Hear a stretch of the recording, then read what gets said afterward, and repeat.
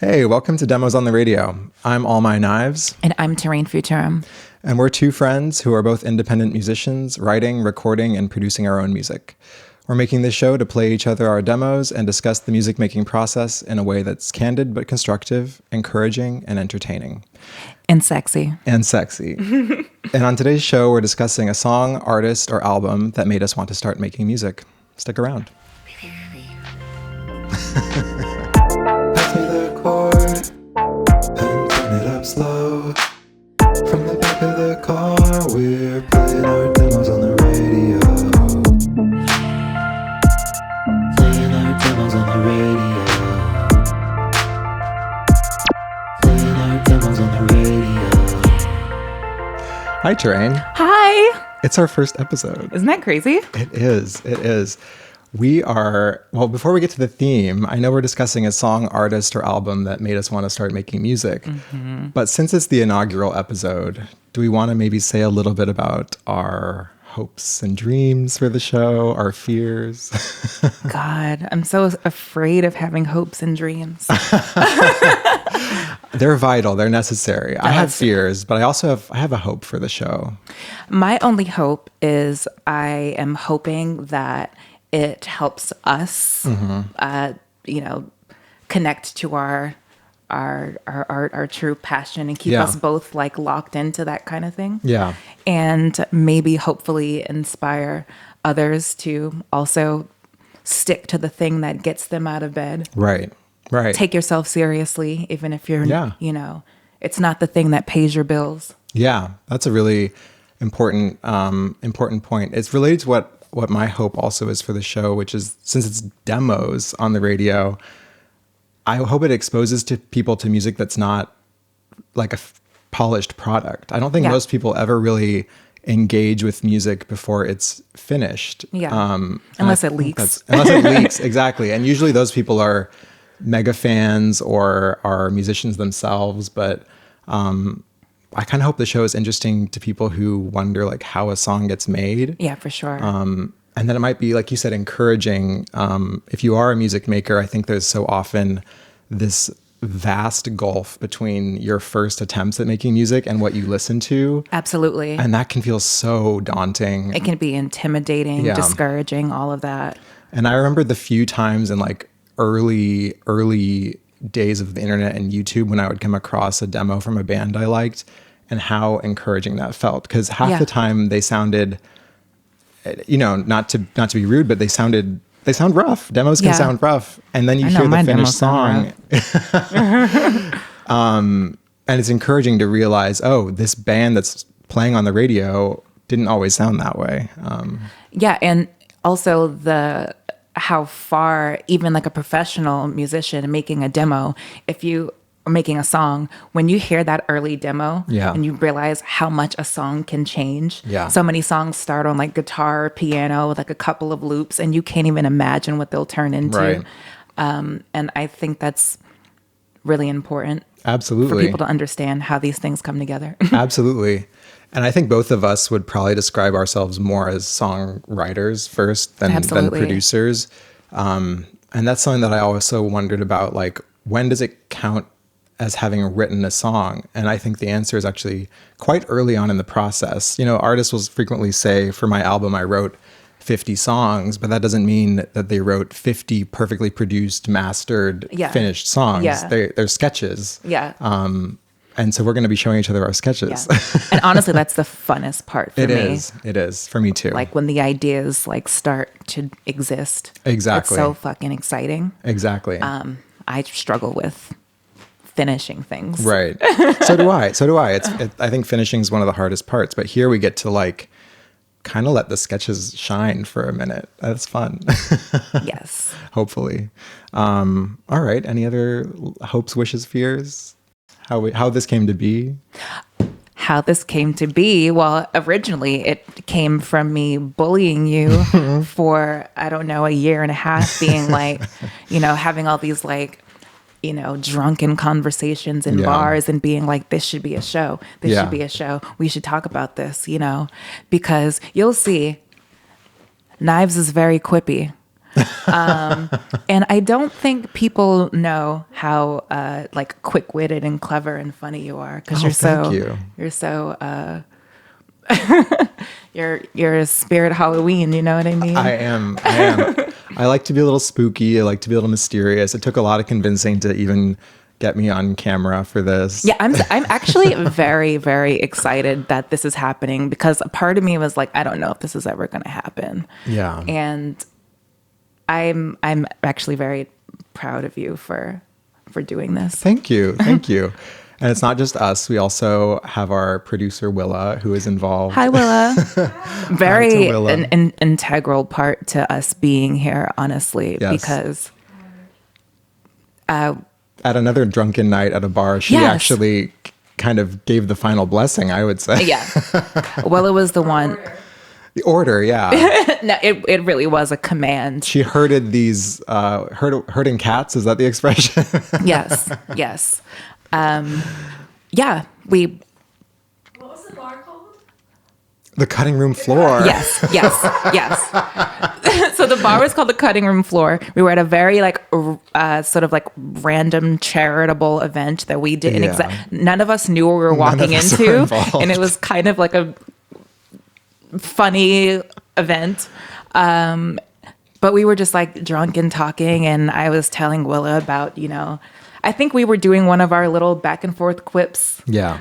Our little things, and I was like, see, this is why we need to do a podcast. Yeah. And then I roped Willa in, telling her this is a thing. And Willa, who's well, Willa's always the champion of people. Yes. And when I, and I'm very like passionate, like, when I'm describing something I'm inspired by. And I was just like basically doing the elevator pitch to Willa, and Willa's like, you have to do this. Literally demanded it. So that's how it happened. And here we are today. Should we get into the theme of today's show? Hell yeah. All right. Today we're discussing a song, artist, or album that made us want to start making music. I am very excited to hear what you decided to talk about today, Torraine. I feel like mine is very obvious if you know me. But today we were talking about David Bowie. Woo! And I don't know, I kind of didn't want to choose him because he's so successful and so it's like so obvious. But he's also kind of a perfect choice because I think between the two of us, he is our biggest shared influence. I think. Yeah, for sure. So I think he's a good inaugural episode. Yeah, I think that makes sense. Yeah. I said that he terraformed my brain and my personality. Good turn of phrase. And I mean, it really is that. And I, had discovered him at a time when I was very like primed for like big change. And he was like the perfect person for me to discover. And Bowie, to me, when I was like watched a bunch of documentaries about, his heyday. Yeah. And so much of like his early, like his like biggest successes, he had this like sort of like creepy, sexy alien vibe to him. You know what I mean? He's like this like sort of like bony, androgynous like alien thing. Right. He had like the mismatched eyes, and despite literally being in drag, was like a sex symbol to women. Right. Yes. And I always found that so iconic. Right. Just like, I don't know, I kind of connect to him as a funny looking bitch myself. Yeah. Like, funny looking bitch. just his whole like aesthetic was like appealing to me. Right. And he at the time felt like he dropped out of the sky. Like he, despite having his like fourth or fifth album was the one that like actually was big.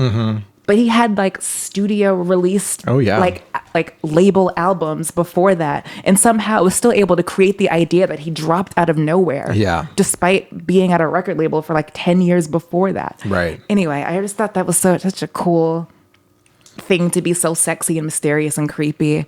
And I could talk about so many of his albums. We'll but have many Bowie episodes. Yeah, for sure. The one I picked is Aladdin Sane. Of course.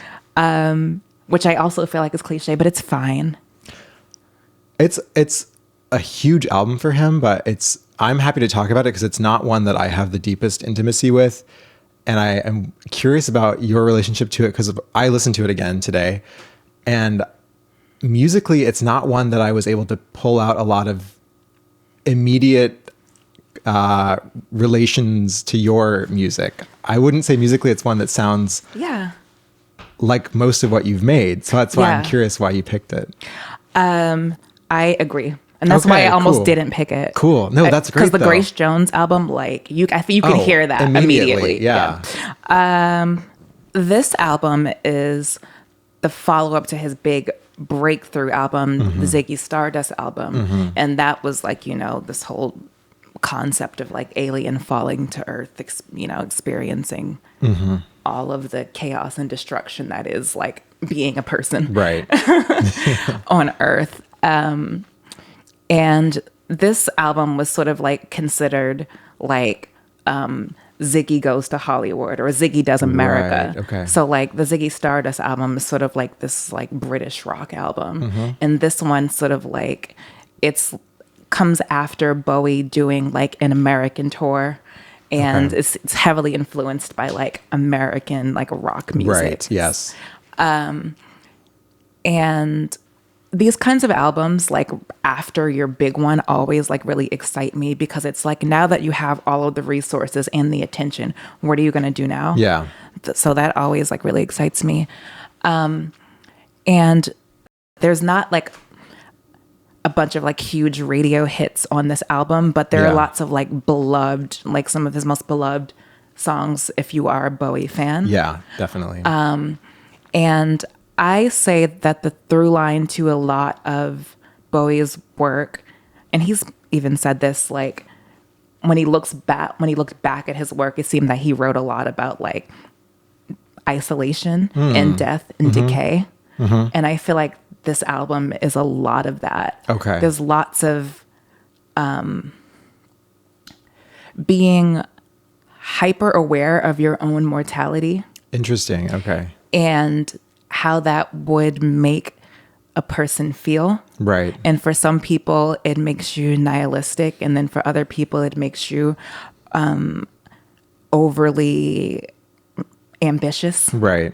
And, some people are like, we're going to die. Nothing means anything. And some people are like, we're going to die. You have to do everything that comes to your mind. Please hurry up. You know what I mean? Right.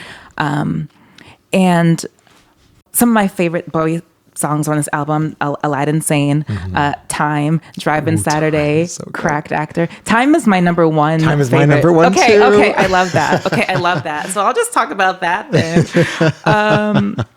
So there's a section that I believe is definitely speaking about death. Okay. And he says, the door to dreams was closed. Your park was real dreamless. Perhaps you're smiling now, smiling through this darkness, but all I have to give is guilt for dreaming. Beautiful. It's like, it's talking about grief. Guilt for dreaming. Absolutely. Yeah. It's like, maybe whatever happened to you is lovely, but I can't help but feel terrible about you not being here. But I also think it's a guilt for dreaming, like I don't know what that is, because I think the song is like grappling with the idea of your mortality. Right. So it's like, I think I connect most to that song because I realize a lot of my own songwriting is, me dealing with the concept of my own mortality and what that means for like what I've done so far and what I want to do and trying to feel like any of this matters. Yeah. And I feel like even when I'm not writing about that, I'm like accidentally writing about that. Yeah. And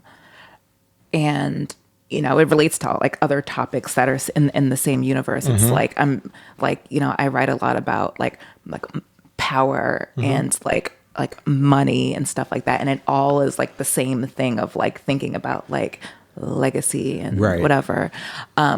And time, the lines, time he flexes like a whore, falls wanking to the floor. His trick is you and me, boy. Ooh. Hits like a ton of bricks. Yeah. And would you say when you heard lyrics like that, you wanted to write them yourself, kind of? Or did you find the lyricism of Bowie particularly inspiring to make yourself make music, or was it the more musical side, or some of each? What it really was is that I didn't, while I loved like, you know, traditional pop things, I just felt like that kind of thing could not be me. And it felt so like intimidating to, you know, try to make like a Rihanna song, you know what I mean? Right. Or like a Britney Spears song. Like it's like those types of songs are like so difficult to make. Yeah. Like, how do you make a car in your backyard? Yeah, like... exactly. But the Bowie music, it feels like people made it. It does. You're right. That's a really good way of putting it. It does feel like people made it. And when like hearing it, and also just like the unconventional song structure, it allowed me to feel like, oh, a song could be anything. Yeah. Like, and everything about his, you know, visual branding, his whole world, including and in the literal music, made me feel like, oh, there's like a space for like funny looking weirdo girl who writes about death all the time. Yeah. You know? I love that. But like in a fun, interesting way. Yeah, absolutely. Because it doesn't feel like a dark album. I'd say if you don't look at the lyrics on Aladdin Sane and you just have it on in the background like I did today, it kind of feels like a jaunty 70s rock album. Like it kind of feels bright. And having that contrast there, and the fact like that you said it feels not handmade, it feels polished, but it feels, there's a human warmth to it. Yeah, you can it sounds like people are playing music. Yeah, you know what I mean? Figure it out. Exactly. It sounds like this is just the first time they did this. Yeah, it might be. But that's the thing. Bowie was famous for not liking to do a lot of takes. Yeah. Like so many musicians he's worked with have said, if you hit a third take and don't get it, the vibe changed in the room. I see. Like, I kind of agree with that. He'd get like annoyed. Yeah. And I like a lot of his music, his early music feels that way. Yeah. There's an aliveness, almost like a live show in a sense. Because they know. Yeah. It's going to be one of those 3 takes. So like whatever happens. Right. Get it right. Those are your shots. Yeah. Keep it pushing. Exactly. I love that you picked Time, because that was the first one. Today when I listened to it, I saved that one first. I love that. And then I went back and saved Cracked Actor. The whole album is great, but Time, this is why we're friends. I love that so much. Anyway. Cool. Okay. I hope any of that made sense. It made a lot of sense. Thank you for sharing that. Okay. Should we get into mine now, or should we do like Please, a little? I want to, let's hear you. I mean, I know what you're going to say, but I want to hear why you chose it. Yeah. I picked Fall Out Boy's Dance Dance, which great song, great album. Very teen, but I was a teenager when it came into my life. I heard it for the first time, I think I was in like 8th grade. It might have been 7th grade. It came out in 2005, which I was doing the math and I realized that's a little bit before when I heard it. So maybe I was a little bit late. But it came on at like a junior high rally or something, which the idea that this song at the time felt dangerous to me when it was played by like a school sanctioned event is so silly. I love that. Also, I'm imagining you, because I've seen like photos of you and your crazy like mid-bang swoop like of the era. So I'm imagining you with your little emo hair. I'm loving it. Go on. Yeah, maybe I'll put up a photo if I'm feeling brave. I think you should. I really think you should. But it hit me like a ton of bricks, which feels weird to say, but because before that, I kind of had the idea as a kid that I didn't like music in general. I just thought music was something that existed and it wasn't for me, because I'd really only been exposed to my dad's classic rock Eagles radio station. And so that's what you thought music was? Either that or my mom's like Tchaikovsky also NPR station or something. Your parents sound iconic. My parents sound very California granola. And no disrespect to my parents, but as a child, I was not enthralled by their musical taste. But that's what I thought music was, because I didn't really have, as a kid, I didn't, at that point, the internet wasn't a thing. I wasn't like choosing my own music. So not knowing that it could sound differently, I was just like, Eagles, Rachmaninoff, I'm good. Yeah. No, that makes sense. Now I have an appreciation for classical music, definitely. Classic rock.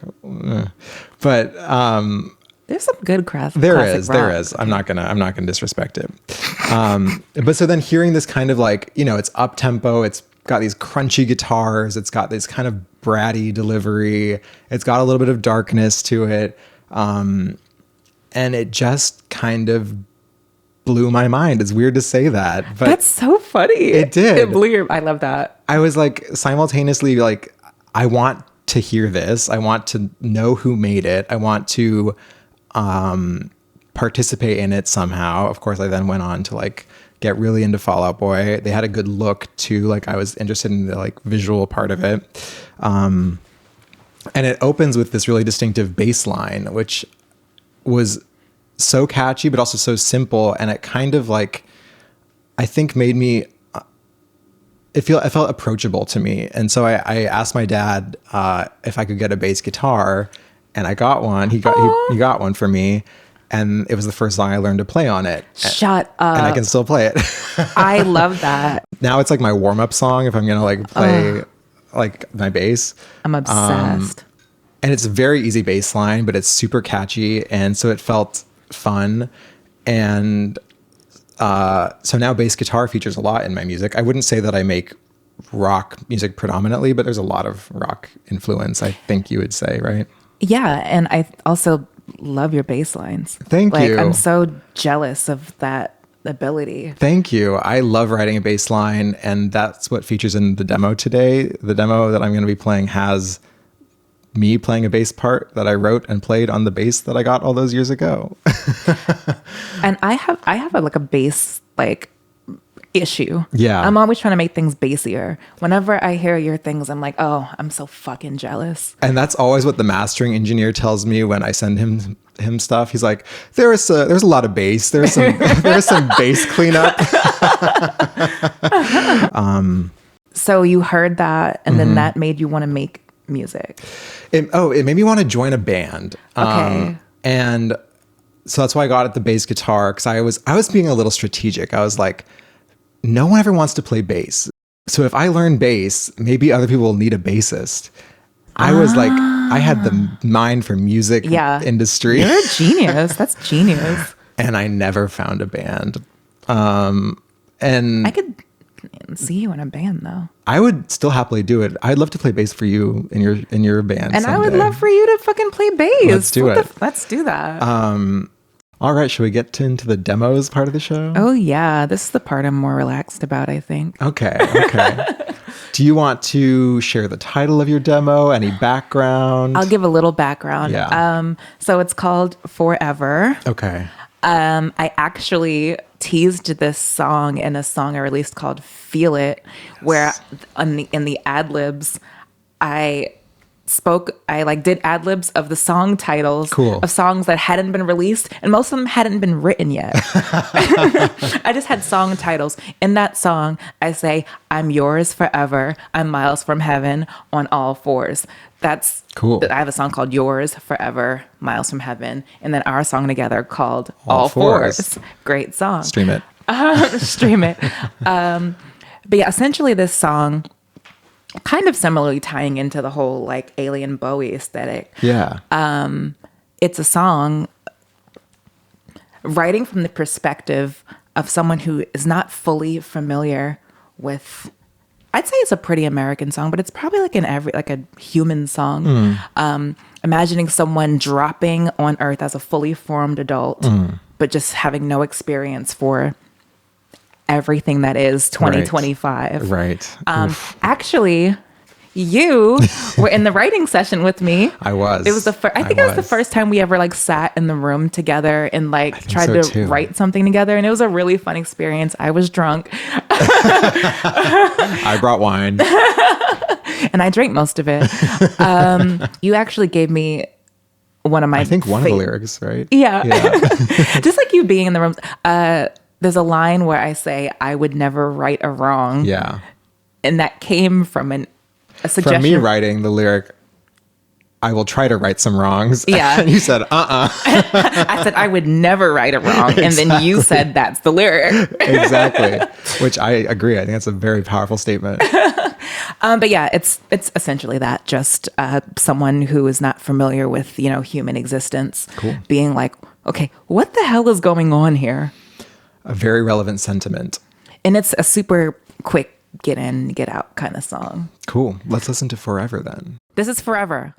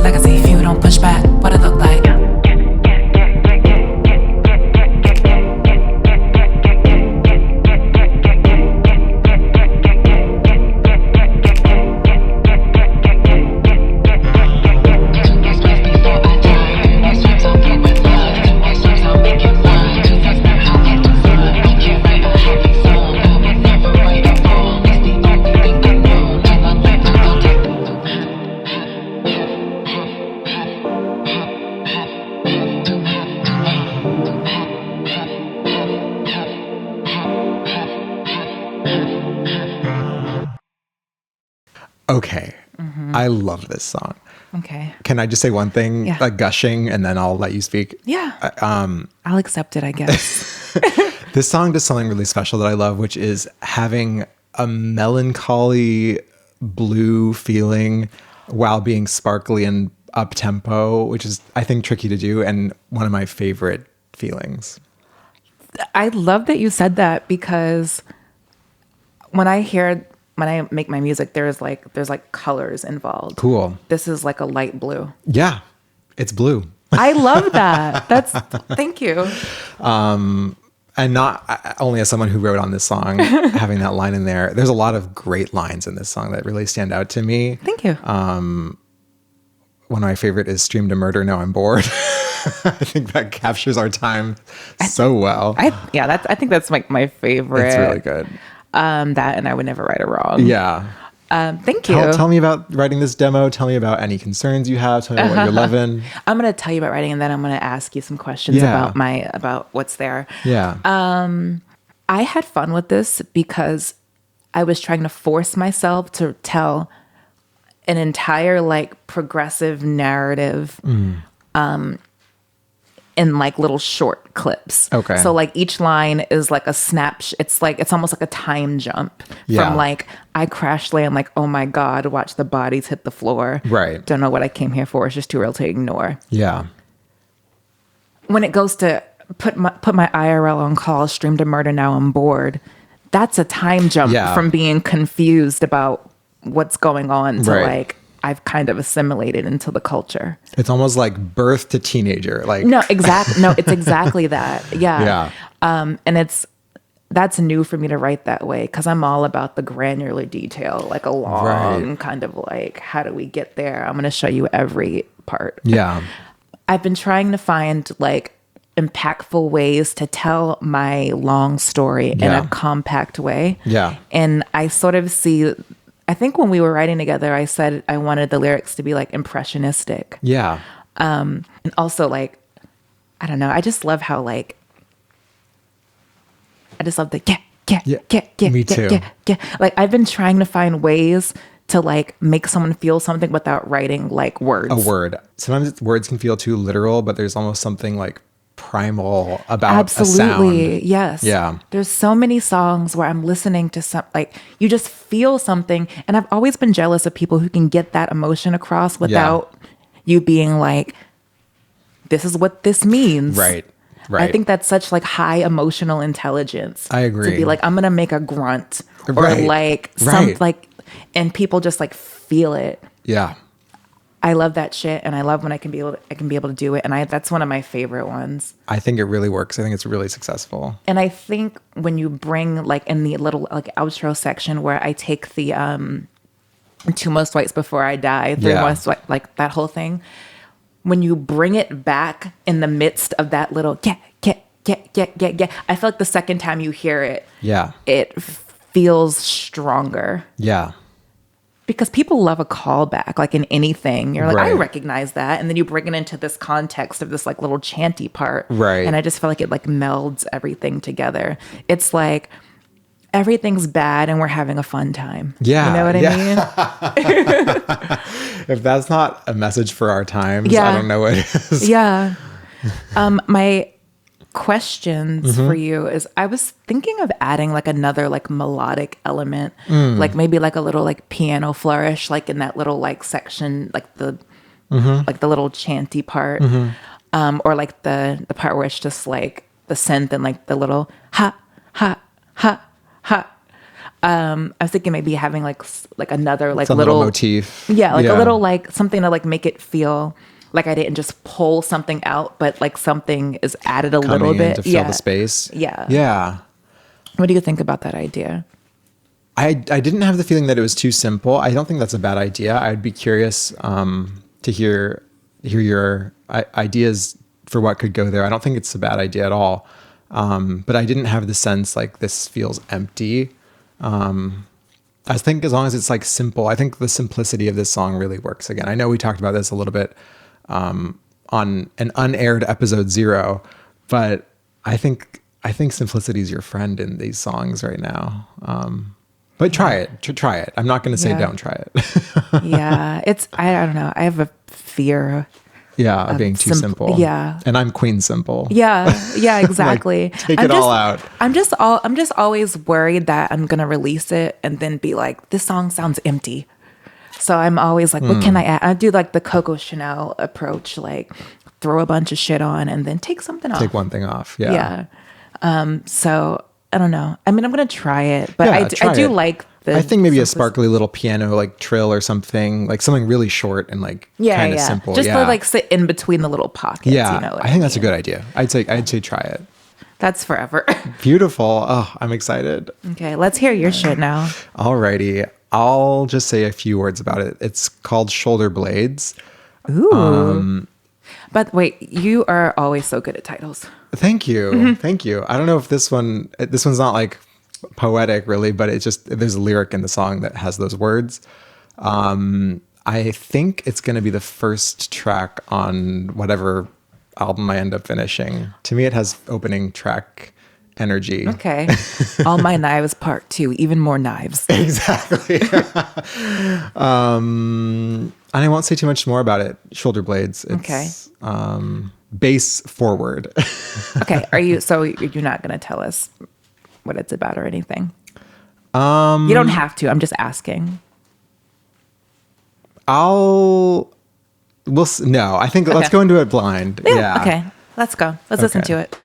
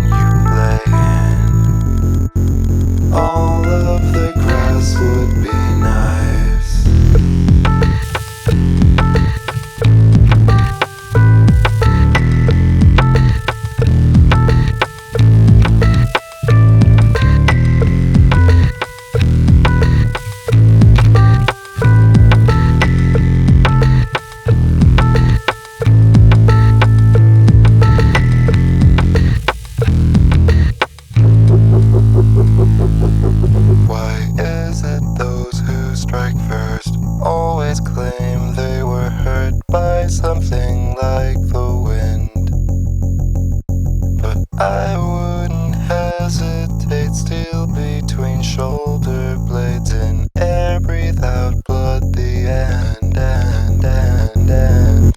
You speak from a throat like a sewer, dirty and packed up with flies. If I had to live with myself as your maker, I'd keep you with all my knives.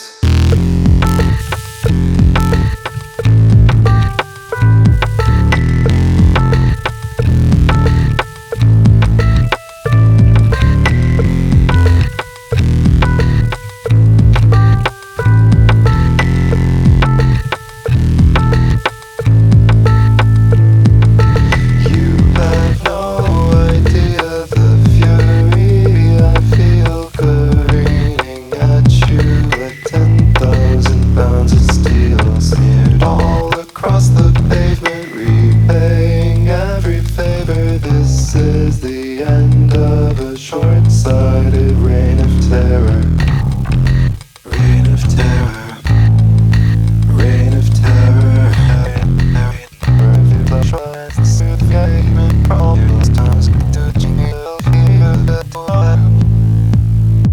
That was Shoulder Blades. Yeah, of course. I loved it. Thank you. So Thank you. okay, I totally sorry. Do you want to say something about it now that we've heard it? No, the only things I'll say are like, obviously the ending is not fleshed out.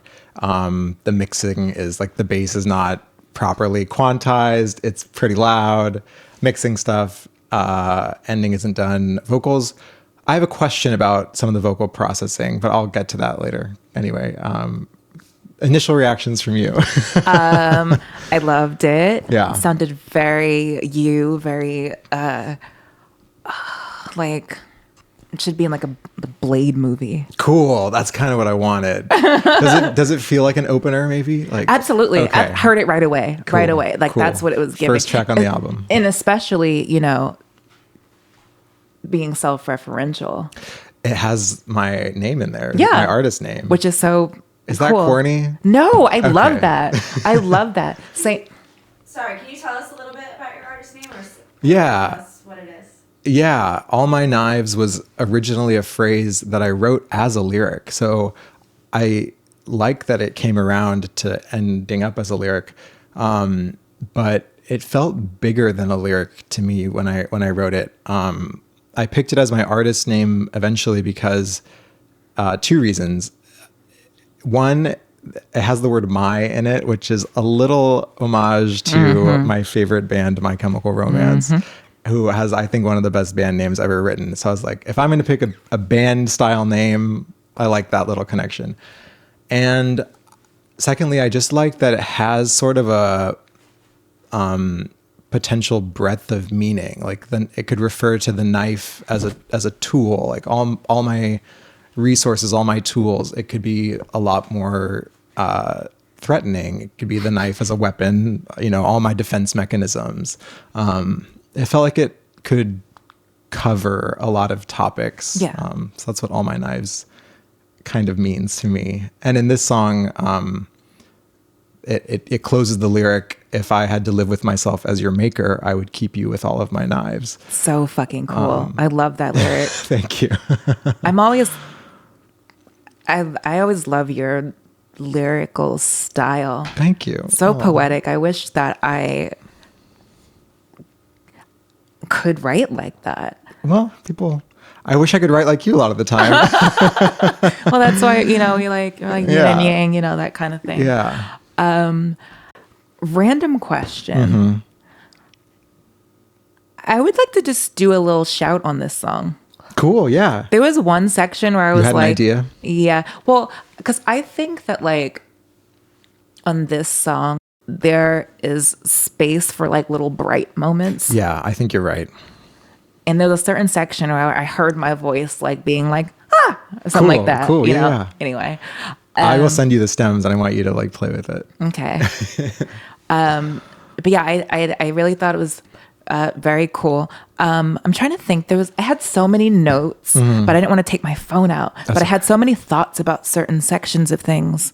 But yeah, ultimately, I just think it's like a cool, fun, dark intro. Yeah. I think that I think it would be cool if there were sections with like big explosive loud drums just for like sections, almost like someone comes by with like a automatic weapon. Yeah, like like that kind of just like really quick moments of like you know what I mean? Just not like throughout the song, but like I know what you mean. Little flourishes that like but yeah, do you have any questions about? My biggest question is the use of auto-tune on the voice, especially the first voice that comes in, is very obvious. Like it's supposed to sound like an auto-tuned voice. And I kind of don't know if I like it or not. Should it? There's a second voice that balances behind it that is not auto-tuned and is a little more natural.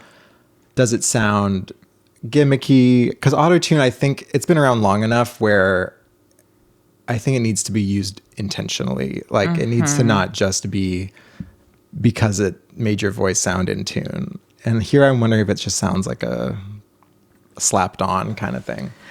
Well, I will say that I don't fully remember the differentiation between the like different like vocal production. Yeah. But there was nothing in there that I thought sounded wrong or off. Okay. Like I think it sounded good to me. It wasn't like jarring. No, not at all. Why is not this auto-tune there? It feels like it matches the tone of the song. Okay. Yeah. It's an electronic song. Yeah. That it's, I like, part of agree. the scene. Okay, cool. And what I also love about this song and kind of all the things you do is it sounds like your world, if that makes sense. Thank you. Like it sounds like, I guess it sounds confident. Cool. Oh my God, that's such a high compliment. Like if I didn't know you, I would hear that and be like, you hit the exact mark that you wanted to hit. That I'd set out for myself. Yeah. And it's like, it's its own thing. Cool. You know, it doesn't sound like, oh, here's what he was going for. Got it. Okay. Yeah, it doesn't sound like I was trying to reference something too closely and not doing it well. Yeah. I think that's really important for like longevity. Yeah. People come to you for what your interpretation of the world. Yeah. All right. Thank you so much. Shall we get into what we've been listening to? Yeah, you go first because mine sucks. Okay. What have you been listening to? I have been listening to I believe, Venezuelan reggaeton artist who is called La Cruz. Okay. And he is known primarily for doing like reggaeton, so like Gay. I got it. Where he sings very openly to men and about, flirting with guys and getting with guys. And yeah, it's just good, fun, very like kind of like conventionally pop reggaeton music, but like with that twist that you're such an ally. Yeah, it's weird because not being gay, you would think I would have a hard time relating to it. But like my roommate is gay and I want to be supportive. And so I'm trying to learn a little bit about. It's really progressive of you, I have to say. Thank you. I'm trying to learn about the lifestyle. It's not for me. Yeah, but it's fine. They make good music. Yeah. So Good reggaeton. good reggaeton. Yeah. La Cruz. That makes sense. Okay. How about you? Mine is kind of silly. Not silly, but like not interesting. I actually haven't been listening to a ton of other people's music lately.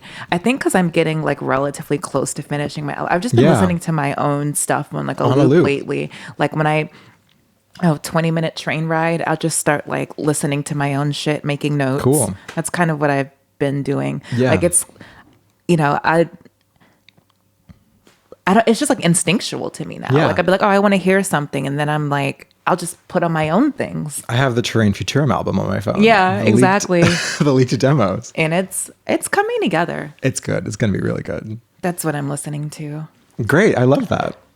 Did we just do an episode? I think we just did a whole episode. Our very first episode. This is kind of wild. thank you so much for listening to this episode Thank you so of much. Demos on the Radio. If you'd like to listen to our music, perhaps, you can find mine under the name All My Knives. And I am Torraine Futurum, spelt the Latin way. And until next time, maybe ask your friends what they've been working on. Look for some of their demos. And we'll see you next time. Bye, y'all. Bye. Playing our demos on the radio.